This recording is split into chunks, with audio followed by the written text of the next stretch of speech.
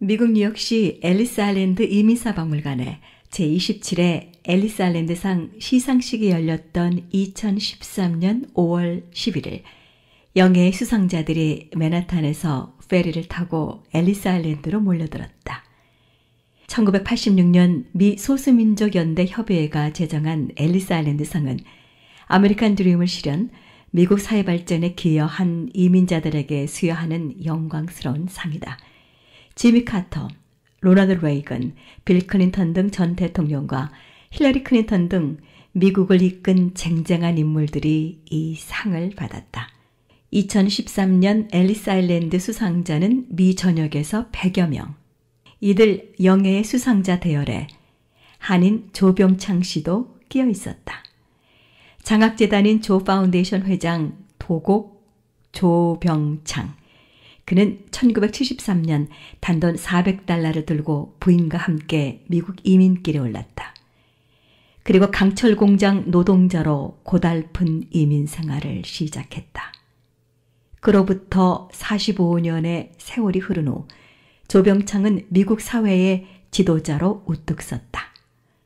그 비결은 무엇일까? 뉴저지주 포트리시의 조용한 주택가에 지붕을 들여온 아담한 주택. 조 회장은 이곳에서 20년째 부인과 함께 살고 있다. 아담하고 조촐한 거실로 들어서면 책꽂이, 사물함 등에 쌓여있는 빛바랜 색상의 카드들이 눈길을 끈다. 지난 30여 년 동안 조 회장으로부터 도움을 받은 수백 명의 어린이들이 보낸 보은의 카드들이다. 어린이와 벗하며 어린이 사랑을 실천한 인생 30여 년. KBTV가 개국기념 특집 시리즈로 제작하는 영상 다큐 아메리칸 드림 20선의 주인공으로 조병창을 선정한 가장 큰 이유는 이들 카드가 전해주는 가슴 뭉클한 사연들 때문이다. 조 회장은 1978년부터 자선단체인 새생명회를 결성, 서울의 홀트 아동복지재단을 드나들며 심장병 수술을 받는 어린이를 뉴욕으로 데려오고 데려다주는 일을 돕기 시작했다. 1992년 3월 한국에서 심장 판막증으로 고생을 겪던 양채린 어린이가 미국 땅을 밟았다. 뉴저지 파라무스 지역 로터리 클럽 후원으로 무료 수술을 받기 위해 뉴욕에 온 것이다.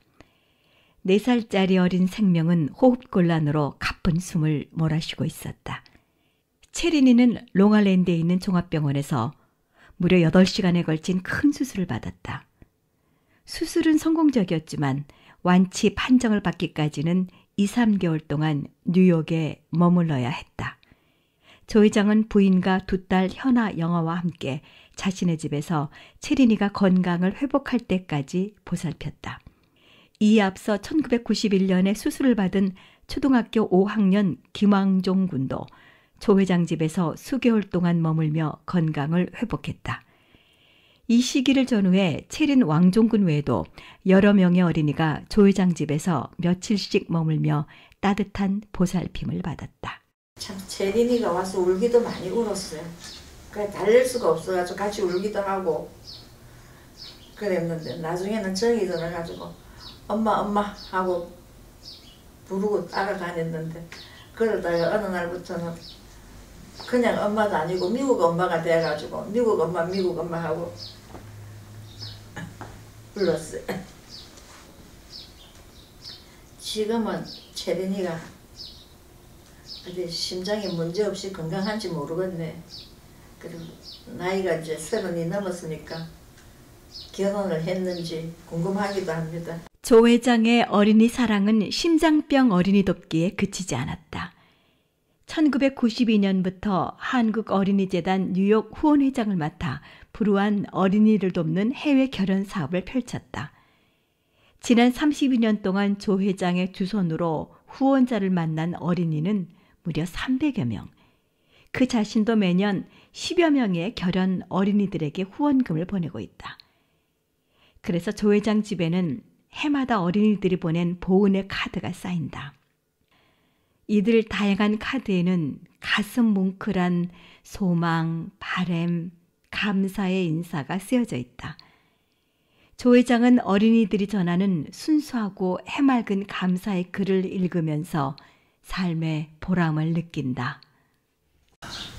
제가 7남매 막내로서 저보고 형이나 오빠나 이렇게 부르는 동생들이 없었으니까 항상 마을 애들, 어린애들하고는 같이 놀기도 하고 그랬는데 그 애들에게 해맑은 그 말이나 또는 표정들은 뭐 거창하게 다음 세대를 갖다가 한다는 그런 걸 떠나서 애들이 천진난만 애들이 어떤 그 가정적으로 본인의 의사와는 전혀 관계없이 불행한 일을 당한다든지 이런 걸 보면은 자연 발생적으로 제가 그런 어린이에 대해서는 애정을 가지기 시작했습니다. 특별한 동기나 계기가 있은 것은 아닙니다.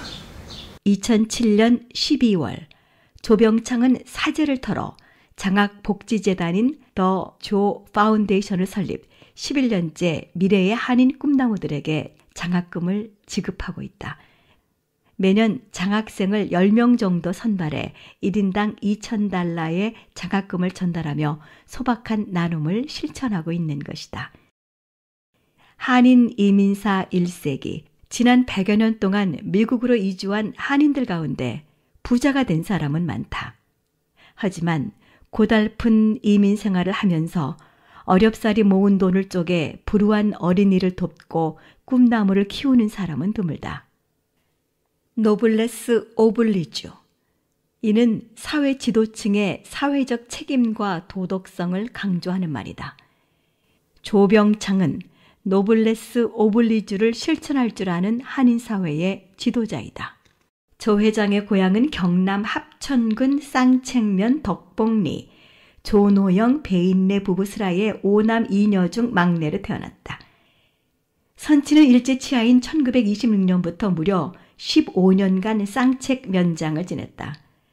조 회장의 어린 시절은 집안이 양조장을 운영할 만큼 경제적으로 여유가 있었다. 그러나 인생은 예측 불허라 했던가. 조 회장이 4살 되던 1943년 선친께서 병환으로 돌아가셨다. 그로부터 5년 사이 큰형과 매형까지 세상을 뜨는 불운이 겹쳤다. 불운이 겹치면서 가세는 기울기 시작했다. 그러나 조 회장의 어머니는 이 같은 시련을 극복하며 가정을 꿋꿋이 이끌었다. 억척같이 일하며 7남매를 모두 고등교육까지 시켰다. 조 회장은 이 같은 어머니를 도우며 학창시절을 보냈다. 소목이 풀을 베고 땔감용 나무를 패기도 했다. 고교 시절에는 공부를 못하는 친구의 집에서 살며 가정교사 노릇을 하기도 했다. 대학 시절에는 중고생을 가르치며 학비를 마련했다. 제가 가장 좋아하는 두 말이 있습니다.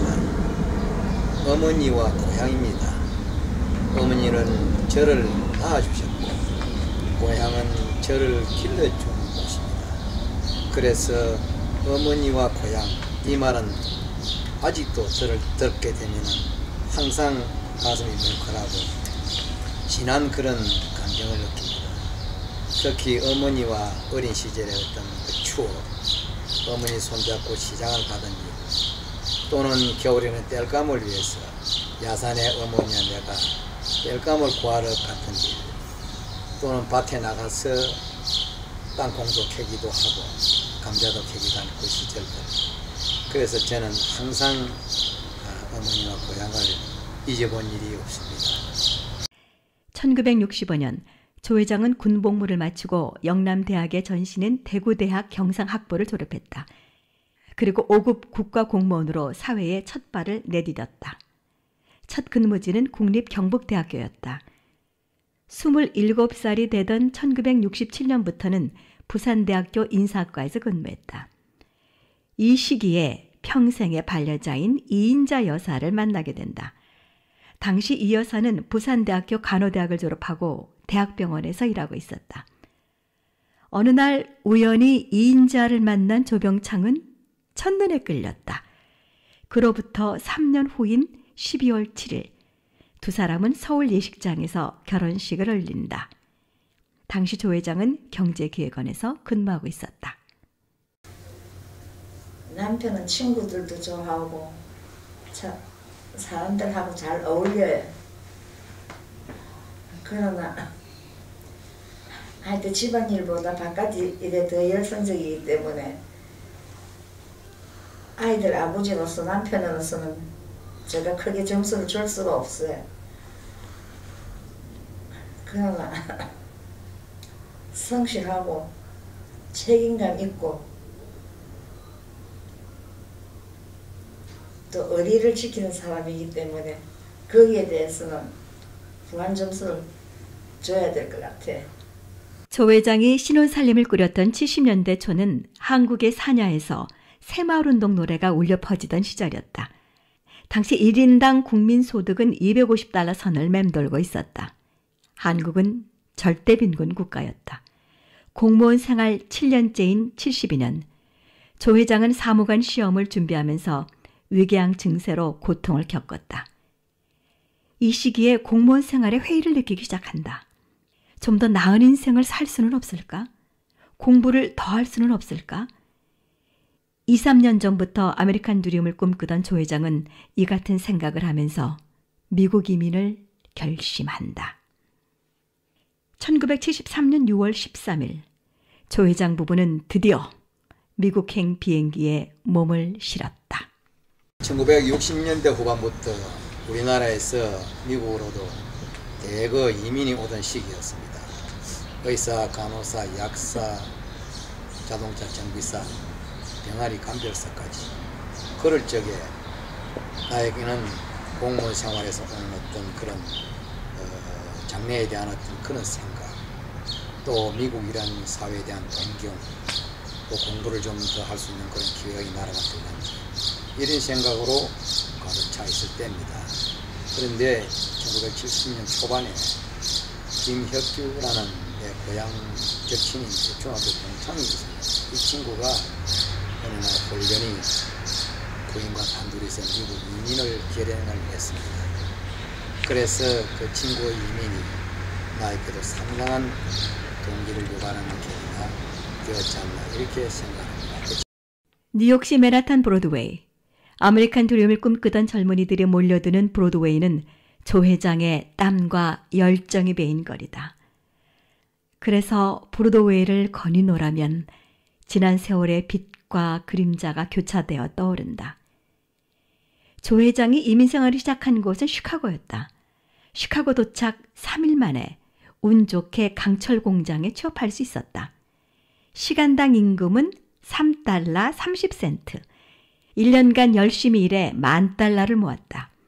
그로부터 1년 후인 74년 여름 뉴욕으로 진출했다. 뉴욕 브랑스에 가발추리를 세워놓고 히스패닉계 고객을 상대로 난생 처음 장사라는 것을 시작했다. 그해 겨울 뉴저지 뉴욕에 작은 가발 가게를 인수해 본격적인 사업을 시작했다. 경제기획원에서 잔뼈가 굵은 탓일까? 가발 가게는 착실하게 성장했다. 3년 동안 $60,000를 저축했다. 이 돈으로 뉴저지 러더포드에 집 한 칸을 마련할 수 있었다. 누구에게나 이민 초기에 어려움이나 고생은 다 공통된 일입니다. 저 역시 이민 초기에 특히 시카고에 제가 그 유명한 강철 공장이 있는데 거기에 야간 노동자 생활을 1년을 했습니다. 그때 기억이 참 새롭습니다. 밤 11시부터 다음날 아침 7시까지 꼬박 서서 중노동을 하는 것이었습니다. 3시에 30분 동안 주어지는 휴식 시간이 정말 참 재미있다기도 보다 고생 속에서도 그래도 재미있는 시기였다 생각이 듭니다. 아내가 만들어준 샌드위치를 먹으면서 그때 동료들도 많이 있었기 때문에 살아온 애완의 얘기를 그 시간이 참 추억에 떠오릅니다. 그리고는 1년 후에 세계의 상업도시 뉴욕으로 또 왔죠. 와서 사업을 장사를 배우는 그러한 생각으로 브롱스에서 몇 달 동안 길거리에서 가발 추리를 세워놓고 장사를 그다음에 이제 그때 제 아내가 둘째 아이를 가졌을 때입니다. 폭한을 피해서 무하게 조그마한 가발 가게를 운영하게 되었습니다. 그리고 3년 후에는 다시 이 맨하탄으로 입성을 해서 장신구 도매업을 하게 된 계기가 되고 그때부터 저희 뉴욕이 주 무대가 되다시피 했습니다. 뉴욕 진출 3년 후인 1978년 6월 맨하탄 브로드웨이 28가에 패션 인조 장식품을 취급하는 도매상을 열었다. 맨하탄 브로드웨이 상륙. 그것은 그의 인생을 크게 변화시킨 계기가 됐다. 그로부터 40여 년, 그는 사업가로서뿐만 아니라 한인사회 리더로서 다양한 봉사활동을 펼쳤다. 80년대 초 뉴욕 한인경제연협회 2세 교육위원장을 맡아 브로드웨이 한국학교를 설립했다. 그리고 이민가정의 부모님들이 일터에서 일하는 동안 한국학교를 찾는 어린이들에게 우리말과 글을 가르치며 한국인으로서의 자긍심과 정체성을 심어주는 일을 주도했다.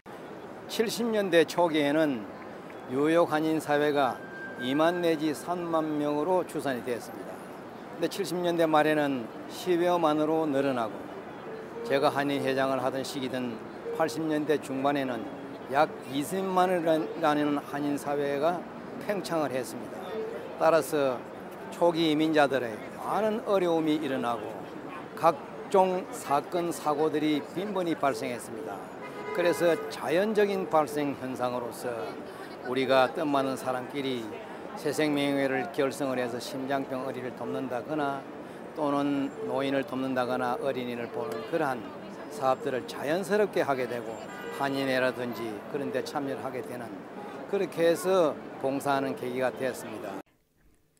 뉴욕 경제인협회는 조 회장의 협회 회장으로서 한인 경제인들의 경제력 향상을 위해 다양한 활동을 펼쳤던 무대이다. 조 회장은 한가한 시간이면 협회 사무실을 찾아 후배들과 담소를 나누곤 한다. 그가 제8대 뉴욕 한인 경제인협회장으로 선출된 시기는 이민생활 12년째인 1985년. 회장 재임 기간 중 그는 모국 구매 사절단 65명을 이끌고 한국을 방문해 1억 1,000만 달러의 중소기업 제품을 구매해 한국의 수출 진흥에도 한 몫을 했다. 내가 경제인협회장을 할 때 가장 기억에 남는 일이 두 가지가 있는데 하나는 2세 교육을 위해서 부설 한국학교를 설립한 일이고 그 다음에는 제1회 모국 상품 구매 사절단을 파견한 일입니다.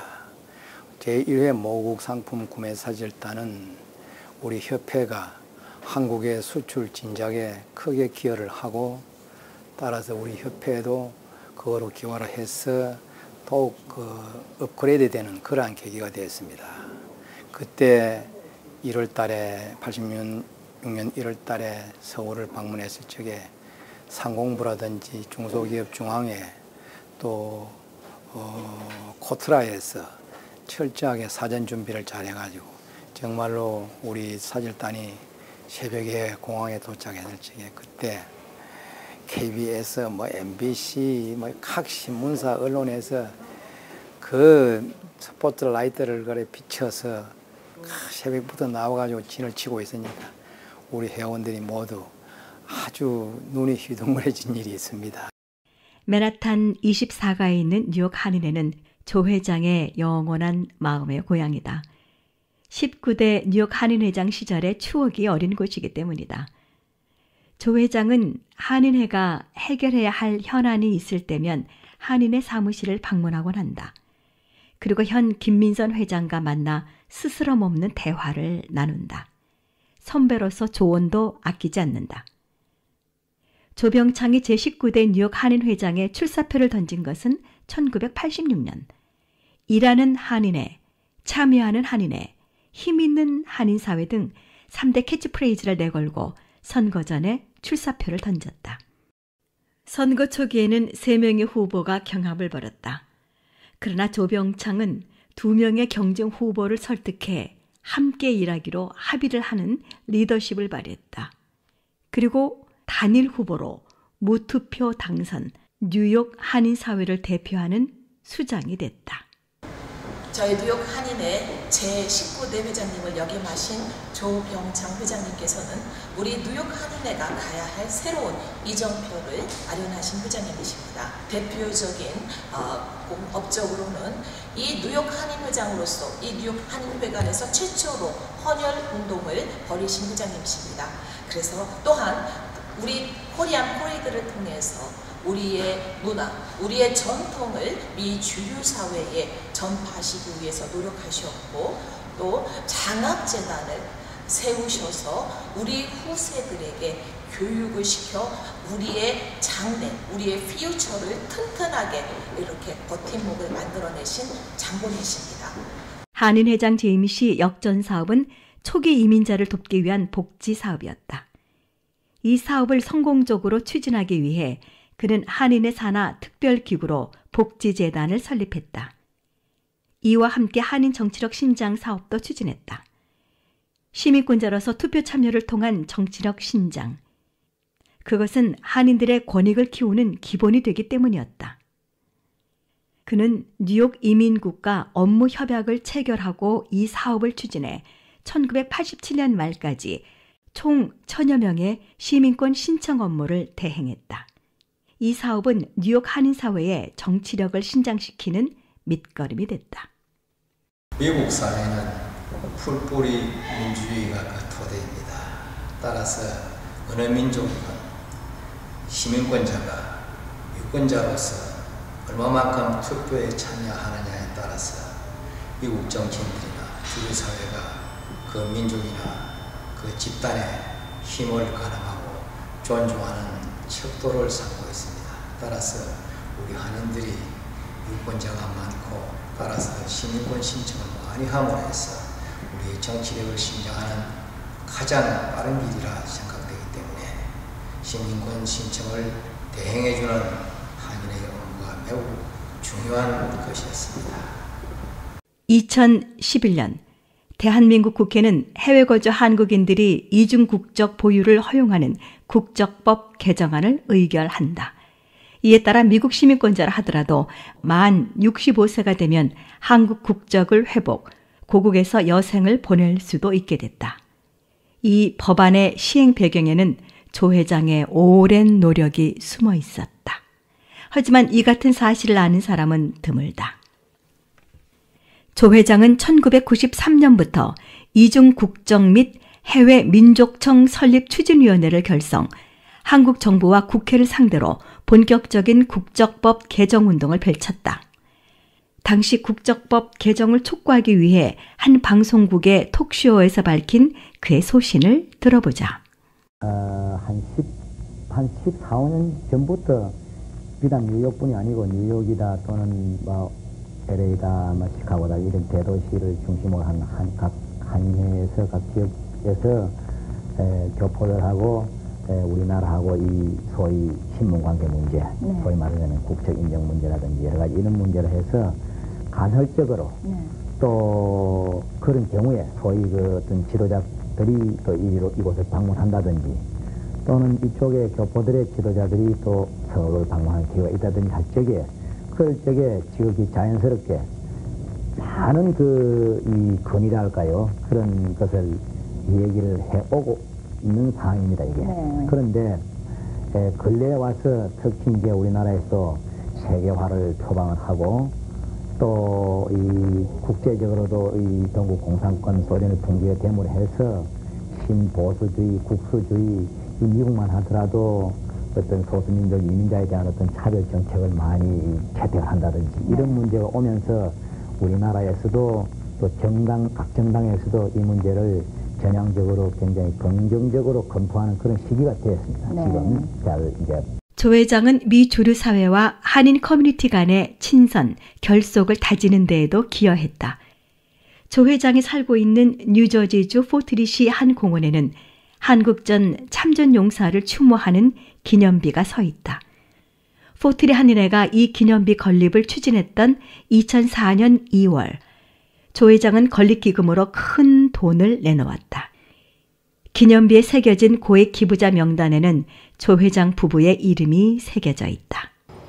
내가 이 동네로 이사를 오고 나서 아침 저녁으로 강아지를 데리고 이 주변을 산책을 합니다. 그런데 저기 보면은 월남전 참전 기념비가 서 있습니다. 그래서 6.25 참전 기념비는 왜 없을까? 이 자리에 있으면 너무도 위치가 참 좋겠는데 그런 생각을 해왔는데 마침 2004년도인가 포리 타운 성격 100주년이 되는 해인데 포리 한인회에서 여기에 우리 자녀들이 다니는 중학생들로 하고 협력을 해서 이 설립을 추진을 결성을 해서 2005년도에 이렇게 결성했습니다. 제가 그래서 우리 고향 합천서도 매년 학생이 20여 명이 연수를 오지만은 벌써 10여 년이 넘었지만은 그 학생들은 꼭 참전 기념비 여기에 데려와서 묵념도 시키고. 노무현 대통령 집권 시절인 2005년 한국민주평화통일정책자문위원회는 북미주와 일본 지역에 처음으로 부의장직을 신설했다. 그해 7월 조병창은 초대 북미주 부의장에 선임됐다. 평통 조직상 의장인 대통령과 수석 부의장에 이어 공동 서열 3위의 자리에 오른 셈이다. 그가 부의장으로 임명된 것은 우연의 결과가 아니었다. 그는 30여 년 전부터 통일운동에 참여했다. 1989년 민족통일 미동부협의회를 창설하고 서울중앙협의회 이사로 활동하면서 국내외 사상 최초로 통일기금 조성 사업을 펼쳤다. 북한 여자 월드컵 선수단 후원, 북한 어린이한테 우유 보내기, 비료 지원 등 인도적인 대북 지원 사업을 주도하기도 했다. 2차례 평양, 금강산 방문, 4차례 개성공단 시찰 등을 통해 남북 화해 분위기를 조성하는 데에도 기여했다. 2011년부터 무려 7년간 민족화해협력 범 뉴욕 협의회 대표 상임 의장을 맡아 남북 간 민간 교류를 증진시키는 데에도 힘을 보탰다. 2007년 7월 그는 평통 북미주 부의장에 재선임된다. 만 4년간 북미주를 누비며 평통 활동을 이끈 것이다. 지난해 12월 한국 정부는 조 회장을 국무총리실 산하 재외동포 정책위원회 민간위원으로 위촉했다. 해외동포 정책위원회는 한국 정부의 재외동포 관련 정책을 심의 조정하는 역할을 하고 있다. 재외동포 정책위원회 위원으로서 그는 어떤 포부를 갖고 있을까? 지금은 동포 사회가 벌써 750만에 170개국의 이상으로 동포들이 거주를 하고, 물론 미주, 중국, 일본, 러시아인데 주변 대국에 이제 주로 많이 거주를 하고 있지만 지역마다 현안이 다르고 이슈가 다르기 때문에 어떤 맞춤형 어떤 그런 재외동포 정책도 개발이 돼야 된다고 이렇게 생각을 하고 있습니다. 특히 이 남북한 간에 이제 이번에는 이제 평창 올림픽을 기화로 해서 이걸 평화정착식 그런 계기를 만들어야 되고, 또 남북 간에 우리 민족이 서로 협력하고 또 서로 또 대화하고 이런 어떤 그런 분위기가 나아가지고 참 영원히 평화정착과 공동번영을 추구해야 될 이러한 상당히 어려운 일이기 때문에 동포정책도 거기에 따라서 뭐 친정부 일변도적인 어떤 동포정책 이런 거는 물론 배제해야 되겠지만은 그런 것도 상당히 정부도 그렇고 우리 동포 사회도 그렇고 그런 문제는 우리가 참 연구를 많이 해야 되겠다 그런 생각이 듭니다.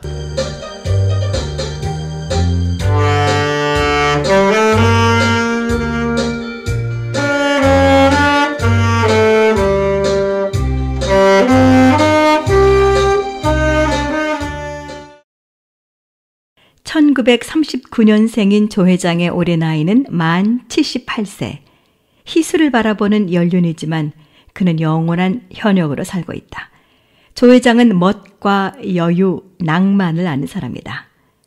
그는 70대 초에 기타와 색스폰을 배우기 시작했다.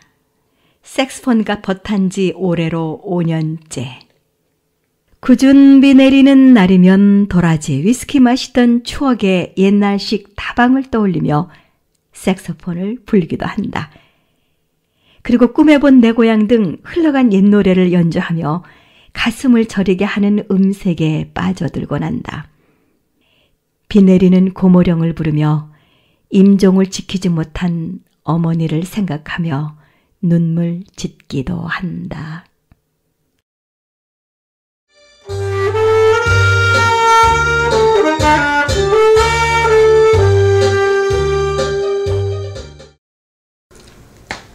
미국에 온 지 만 3년 만에 서울을 갔습니다. 어머니와의 3년 만에 뵈러 오겠다는 약속을 지키기 위해서였습니다. 그런데 공항에 도착하자마자 조카로부터 청천벽력과 같이 어머니께서 그 전날 돌아가셨다는 얘기를 들었습니다. 저에게는 정말 6월의 그 하늘이 새카맣게 느껴왔습니다. 그래서 우리 선산에 어머니를 모셔두고 어머님의 임종을 지키지 못한 한이 서린 탓일까? 조 회장은 조상 숭배와 고향 사랑을 평생의 신조로 여기며 살았다.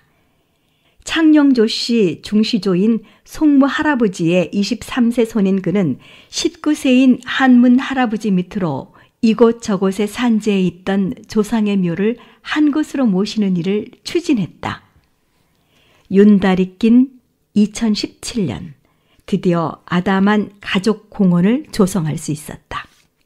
조 회장은 정성 들여 조성한 가족 묘원에 자신도 영원히 묻히기 위해 자신의 자리까지 마련했다. 7세부터 13세까지 잃어버린 조상의 재단비를 세우기도 했다. 창녕조 씨 전국 대종회 부회장직을 맡아 시제를 모실 때면 헌관이 되어 시조 할아버지께 술잔을 올리기도 한다. 조 회장의 애양심은 남다르다. 1983년부터 고향의 도곡 장학회를 설립, 모교인 쌍책 초등학교 후배들에게 장학금을 지급하고 있다. 2005년부터는 졸업생 전원에게 10만 원씩 장학금을 전하고 있다. 농촌 인구 감소로 전교생이 계속 줄어들고 있기 때문이다. 2004년에는 합천군과 자신이 살고 있는 버겐 카운티 간의 자매 결연을, 2008년에는 청소년 교류 협정을 맺게 했다. 이후 매년 여름 20여 명의 합천 고교생들의 미국 연수를 지원하고 있다. 이 같은 청소년 교류는 합천군의 긍지가 되고 있다. 전국에서 이 프로그램을 벤치마킹 할 정도다. 조 회장은 합천군 국제교류 명예대사와 홍보대사로서 고향을 알리는 일도 하고 있다. 2015년 합천군은 조 회장의 이 같은 고향 사랑 정신을 기려 제12회 합천군민의장을 수여했다. 조 회장 부부는 슬하에 일남 2녀를 두고 있다. 조 회장의 일군 사업을 물려받아 운영하는 장남 영환 씨는 부인 이호순 씨와의 사이에서 2남을 두고 있다. 큰딸인 프란시스 현 씨는 고교 영어교사로 일하다 이기혁 씨와 결혼, 일남 1녀를 기르는 전업주부가 되었다. 막내딸 모니카 영 씨는 변호사 겸 검사로 활동하고 있다. 막내는 남편 김세영 씨와의 사이에 딸을 두고 있다. 3명의 자녀들 모두 행복한 가정을 꾸리고 있다. 그래서 조 회장은 자식 농사도 잘 지었다는 덕담을 듣기도 한다. 애들을 키우면서 우리말과 글을 익히도록 하려고 노력을 많이 했어요. 어디서는 한국 학교에도 보내고 또 방학 때나 한국으로 데리고 나가고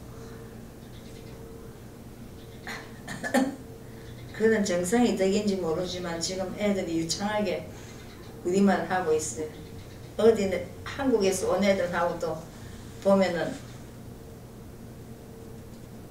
차이가 안 날 정도로 유창하게 잘하고 있어요. 그리고 우리 손주들도 지금 한국말을 제가 가르치는 건 아니고 애미들이 가르치지만은 잘하고 있어요. 한국 학교도 보내고. 저 밑에 방에 가면은 애들이 할머니 생일날 쓴 카드, 우리말로 쓴 카드들이 있어요. 우리말로 할머니 생일 축하해요. 할머니 생신 축하합니다 하면서. 도전과 시련, 그리고 성취 일생 79년, 봉사와 희생으로 점철된 조병창의 삶은 한편의 드라마다. 일생 동안 그가 맡았던 크고 작은 봉사단체 직책은 무려 20여 개. 그는 이들 직책을 맡아 한인사회의 경제발전을 위해, 권익신장을 위해, 한미 간 교류 확대를 위해 뛰었다. 조국의 평화 통일을 돕기 위해 8차례나 남북을 오갔으며 한인 꿈나무를 키우기 위해 적지 않은 돈을 희사했다. 그렇다고 조 회장이 경제적으로 풍족한 삶을 살고 있는 것은 아니다. 그는 일선 은퇴 후 부인과 함께 살기 위해 마련한 노후 자금을 쪼개 장학금으로 쓰고 이웃을 돕고 있다. 그의 나눔과 베품의 삶이 더욱 돋보이는 것은 바로 이 같은 이유 때문이다.